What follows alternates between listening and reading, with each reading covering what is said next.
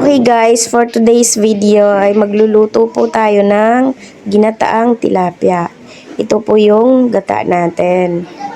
At ito po yung mga ricados natin.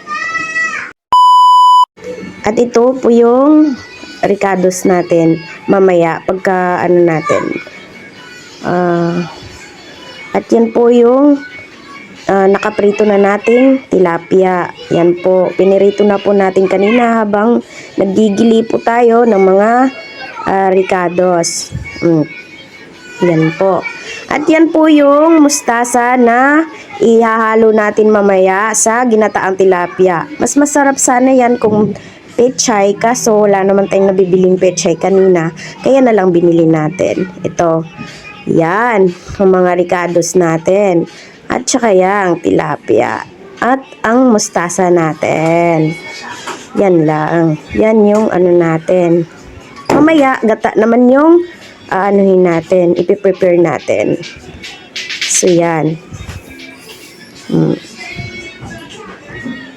Yan. Pasensya na po kayo sa mga langaw na lumilipad, guys. Maraming langaw dito sa So, ito na po yung gata natin. Ipiprepare na po natin para mamaya sa pagluluto natin ng tilapia. Yan po guys. At ito naman, magpiprepare tayo sa ating pagluluto. Ayan. Sige. Prepare sa kawali bago igisa yung mga ricados natin guys.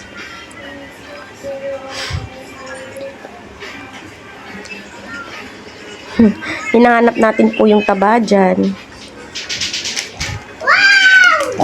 Ayan. Buhos ng taba. Sige pa, buhos pa. Sige pa, kulang pa. Hintayin na natin uminit guys. Yung taba natin. Bago natin ilagay at igisa yung mga pangunahing sangkap. Ayan, igigisa na natin yung bawang. Susunod ang sibuyas. Hintayin lang natin magba-brown yung bawang. Saka natin isunod yung sibuyas. Hintayin lang natin mag-brown ng mag-brown. Sige, halo ng halo, halo ng halo. Sige, hanggang sa mag-brown. Isunod ang ginger or loya. Ayan. Sige. Halo. Ayan. Naaamoy ko na yung guys. Amoy ng bawang sibuyas at saka ginger yung pinaghalo. Ayan. Pag nagiging brown na yan, isusunod natin yung kamatis natin. Pampakulay sa lulutuin natin.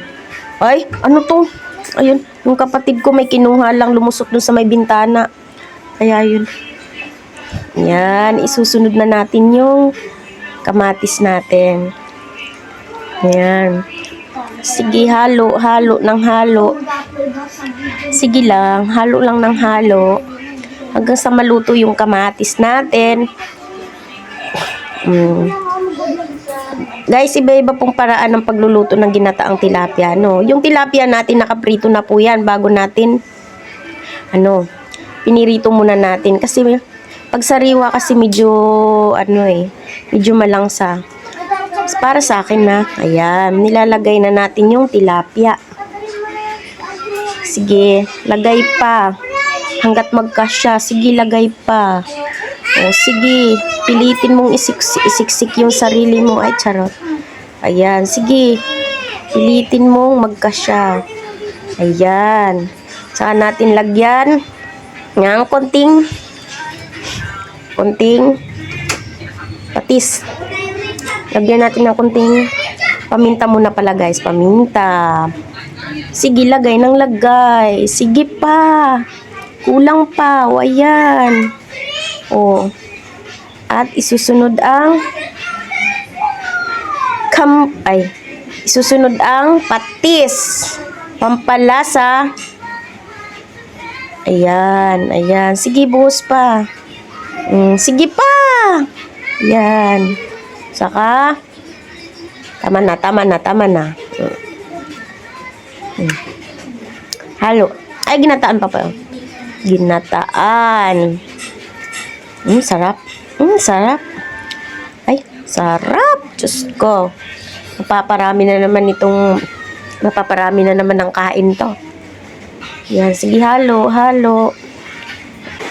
So, ayan, habang nagluluto tayo,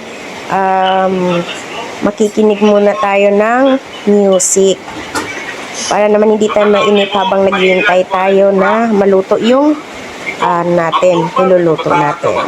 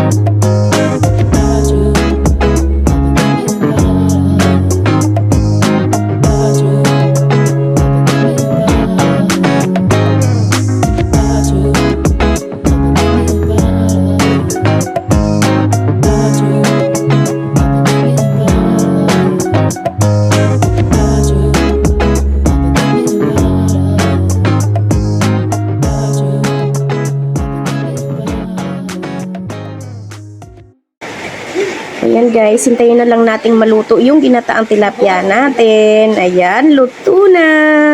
At ngayon, sandok na dahil hindi na lang makapaghintay. At kami nagugutom na talaga. Natatakam sa aming niluto, ginataang tilapia. Tingnan nyo na nga naman ang resulta. Sarap, sarap. Ayan. Hindi na kasi nakapagtiis. Ayan. Ayan po guys, ang sarap. Tingin pa lang ulam na. Sabaw pa lang ulam na guys. Ayan, pati yung kanin. Ayan, prepare. Dahil nagugutom na. Ayan, dahil gutom na kami. Ayan, nagsasandok na yan ng kanin. Ayan. Sasandok na ng kanin yan dahil nagugutom na. Ayan, yummy. Ayan, sandok. Sarap. Yan, sige. Gusto ko yung buntot dahil masarap yung buntot.